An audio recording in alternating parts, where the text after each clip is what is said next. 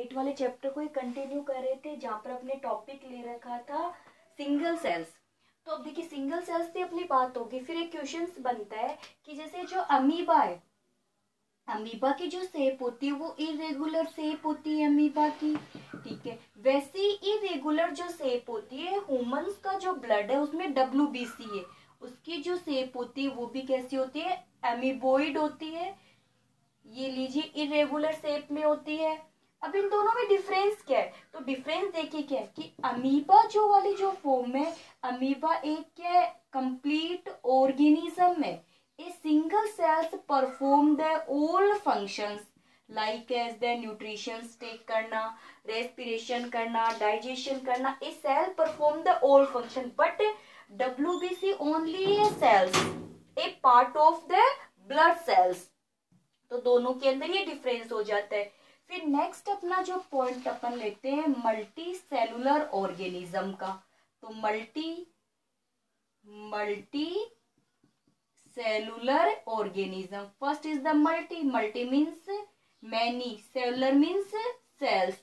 Those organism made up of the many cells is known as the multicellular organisms, यानी many cells है। अब देखिए जो many cells क्या होगा, जैसे सिंगल सेल्स है ये डिवाइड होगी, एक ग्रुप ऑफ सेल्स बनेगा। This group of cells is known as the tissue to form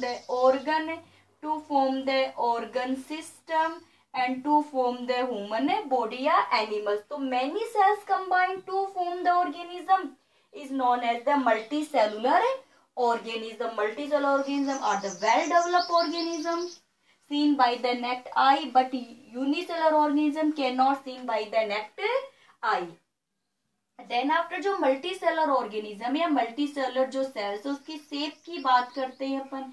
ऐसे तो मैनी स्ट्रक्चर्स होते हैं, मैनी शेप है, बट आपके जो सिलेबस के अंदर शेप दे रखी है एक तो स्फेरिकल शेप, तो स्फेरिकल शेप ही रही। इसका एग्जाम्पल दे रखा है RBC। इसमें हीमोग्लोबिन प्रेजेंट होता है जो ब्लड को रेड कलर प्रोवाइड करवाती है और साथ में एक्सचेंज ऑफ गैसेस करती है, वो क्या होती है RBC। जैसे ऑक्सीजन की सप्लाई करना, ये सब काम कौन से ब्लड सेल्स का होता है, RBC का होता है। और पैथोजन से फाइट करने वाली कौन सी होती है, WBC होती है। फिर एक आपके दे रखा है स्पिंडल शेप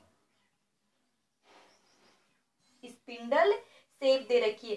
तो जो स्पिंडल शेप होती है वो कैसी है, देखिए जिसके एज जो किनारे हैं वो तो कैसे होते हैं, न्यूक्लिये होते हैं, यानी टैपरिंग होती है।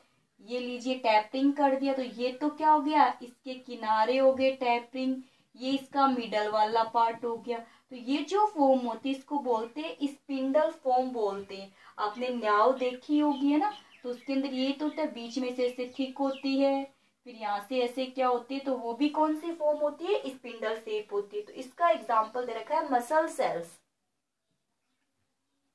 कौन सी सेल्स, मसल सेल, जो लोकोमोशन में हेल्प करती है ना। तो वो क्या, यानी हमारी बॉडी जो मूवमेंट करती है, हमारे जो इंटरनल ऑर्गन जो मूव करते हैं, internal organ rhythmic contraction relaxation की जो प्रोसेस होती है वो सब किस वजह से होती है, मसल सेल्स की वजह से ही होती है।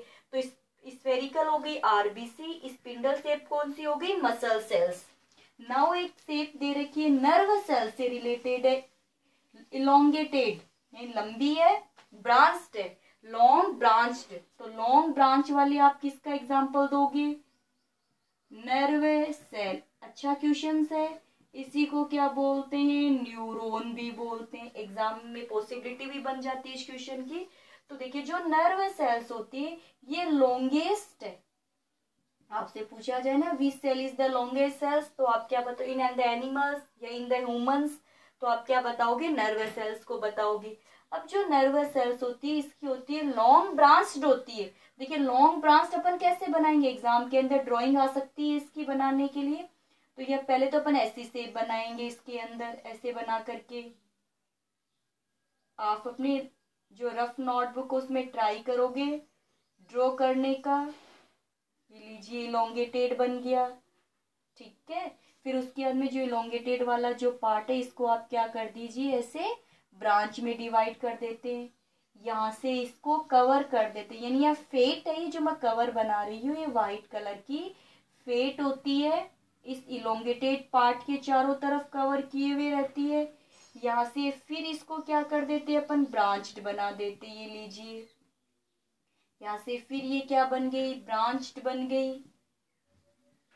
फिर इसके अंदर साइटोप्लाज्म प्रेजेंट होता है और बीच वाले पार्ट को क्या बोलते हैं, न्यूक्लियस। तो देखिए जो इसका जो ब्रांच्ड वाला जो पार्ट बना है, जो नेटवर्क बना है, इसको बोलते हैं डेंड्रोन, ठीक है।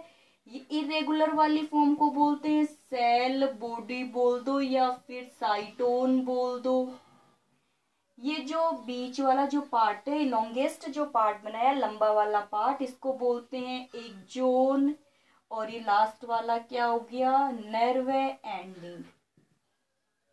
अब देखिए नर्व सेल्स का डायग्राम। अभी नर्व सेल्स क्या करती है कि जैसे डेंड्रोन है, डेंड्रोन के अंदर जो भी इंफॉर्मेशन होती है, जैसे हमें क्या होता है, कभी सर्दी लगती है, कभी हमें गर्मी लगती है, हमें जो फील हो रहा है, हमें पेन फील हो जाता है ना, इन सभी इंफॉर्मेशन को आउटर इन्वायरमेंट से जो डेंड्रोन होता है वो किसको क्या करता है, रिसीव कर लेता है।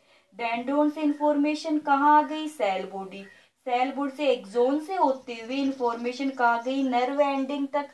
फिर या फिर से एक न्यूरॉन और प्रेजेंट होता है, ऐसे बहुत सारी सेल्स होती है नर्व सेल्स हमारी बॉडी में। तो यानी कि जो इम्पल्स होते हैं, इंफॉर्मेशन होते हैं, उन इंफॉर्मेशन को नर्व जो सेल्स होती है वो organ to brain and brain to organ क्या करती है, ट्रांसमिट करती है। तो नर्व सेल्स का क्या फंक्शन हुआ, nerve cells receive and transmit the informations in your body, या means organ to brain and brain to organs. The function performed by the nervous cells. These nervous cells help in control and coordination of your body का काम भी किसका होता है, जैसे मान लीजिए अपने से चल रहे, अपने पैर में दर्द होने लगा तो पर बैठ जाते हैं ना, ऐसे तो है नहीं कि चलते जा रहे चलते जा रहे। इसका मतलब वो जो इन्फॉर्मेशन होगी उसको नर्वस सेल ब्रेन तक लेके जा रही है, ब्रेन फिर वापस से ऑर्डर दे रहा है कि जाके बोलो कि एक बार थोड़ा सा वो रेस्ट कर ले, तो अपन कुछ टाइम के लिए क्या कर लेते हैं, रेस्ट कर लेते हैं। तो हमारी बॉडी को कंट्रोल और कोऑर्डिनेशन करना, इम्पल्स जो इन्फॉर्मेशन उसको रिसीव करना, ट्रांसमिट करना, सब किसके फंक्शन होते हैं, नर्व सेल्स के फंक्शन होते हैं। तो एक छोटा टॉपिक था आपके मल्टी सेलुलर ऑर्गेनिज्म और यूनिसेलुलर ऑर्गेनिज्म से रिलेटेड। अब आप सबसे पहले इन वीडियो को अच्छे से देखोगे, उसके बाद में ही आपको रिटर्न वर्क दिया जाएगा।